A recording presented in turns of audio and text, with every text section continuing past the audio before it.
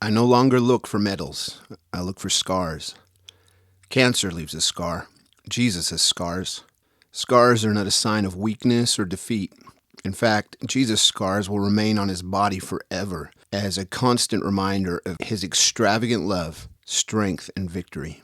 This story started when I found out my friend was diagnosed with cancer, B-cell lymphoma. In his case, it was 80% aggressive. The diagnosis came at a time when he was preparing to facilitate the response solemn assemblies in various cities throughout the country.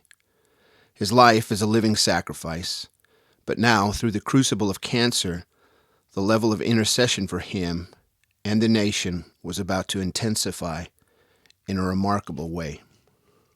When we hear that word cancer, that C word, a lot of times it brings in a spirit of fear.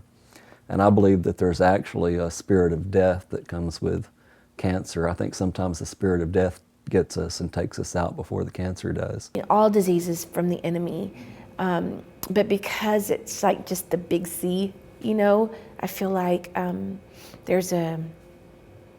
believers, sometimes we have a harder time contending against it. It hits you like a ton of bricks, just not something you're expecting to hear. And he said a few things, we exchanged a few words, and he said, I need to go. Would you give me some time? I actually got a text and actually found out from his wife. I actually texted Doug, and he was in a parking lot somewhere, and he needed a little bit of alone time. For Doug to want to be alone is not normal for us. Even when he processes, he does have his moments, but it's nothing like this. I mean, number one, I saw my husband leave choked up, and he wanted to be alone. I didn't know where he was going. I don't recall if he said, I'm going to go off to HEB, or he said, I just need to be alone. I didn't know where he was at. And I knew I needed to honor that. I trusted my husband enough to know that I needed to honor that he needed time with Jesus. So I went to the parking lot of an HEB grocery store for about 2 hours or so and just cried with God, talked with God, processed. You go through a lot of emotions, a plethora of emotions.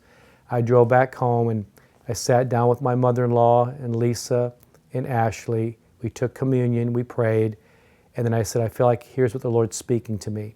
One, God didn't put this on me. I want us to be assured of that. Secondly, if God didn't put this on me, then it doesn't belong to me. And if it doesn't belong to me, then it cannot be about me. So this journey we're about to go in cannot be about attention on us or about me, but let's live this out openly in a way that will be ministry to other people.